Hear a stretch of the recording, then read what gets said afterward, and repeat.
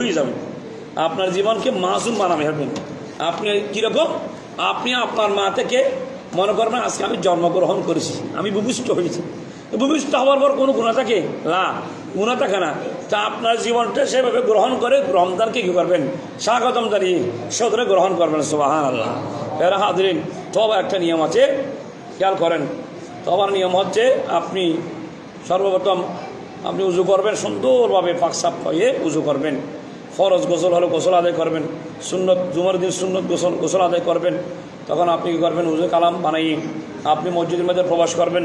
মসজিদে আসতে না পারলে আপনার কোনো একটা পবিত্র রুমের মধ্যে, যে মধ্যে আপনি সবসময় সবাই নামাজ পড়েন, ছেলেরা পেশাব করে ওই রুমের মধ্যে না, দুর্গন্ধর মধ্যে ফেরেশতারা আসে না। তো দুর্গন্ধ যেখানে হয় সেখানে ইবাদত কবুল হওয়া যায় না।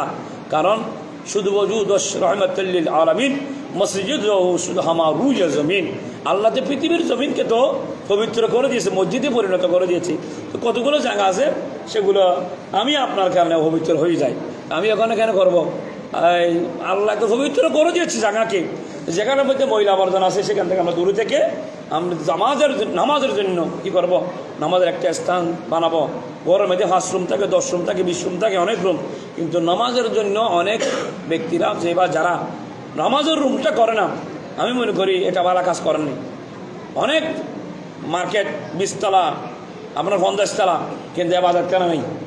আফসোসের বিষয়, একজন নেককার মানুষ মার্কেটিং করতে গেছে, ইবাদতের সময় হয়েছে, নামাজের রক্তে নামাজ পড়া যায়, করতে পারে না। উজুর ব্যবস্থা নেই, উজুর ব্যবস্থা থাকলে যে নামাজের অবস্থা নেই, একটা অপূর্ণ। বিদায় আপনারা আল্লাহ রসুলের হাদিস মোতাবেক, শরীয়ত মোতাবেক, বিধান মোতাবেক কী করবেন, আপনার একটা রুমকে নির্ধারিত করবেন, একটা নামাজের স্থান বানাবেন। সেখানে আপনি পড়বেন, আপনার পরিবার পড়বে, আপনার ছেলে পড়বে, সেখানের মধ্যে ইবাদতে পরিণত করবেন। কেন? আমার রাসূল সাল্লাল্লাহু আলাইহি ওয়াসাল্লাম বলেছেন, যে ঘরের মধ্যে কোনো ইবাদতের সুগন্ধি পাওয়া যায় না, যে ঘরের মধ্যে কোরআন তেলাওয়াত করা হয় না, যে ঘরের মধ্যে নামাজ পড়া যায় না, ওই ঘরটি কীরকম হয়? উজট ঘর। যখন একটা গোডাউন, সেখানের মধ্যে মালপত্র রাখা হয়, দরজা বন্ধ করা হয়, আবার রাখা হয় অন্ধকার আর অন্ধকার, যে এরকম ওই রকম অন্ধকার ঘর আপনার ঘরটা। কিন্তু আপনি বসবাস করতেছেন, কাঁদছেন, বসছেন পরিবার নিয়ে, কিন্তু ওই ঘরটা আদৌ কি ওই রকম গোড়াউনের মতো, অন্ধকারের মতো।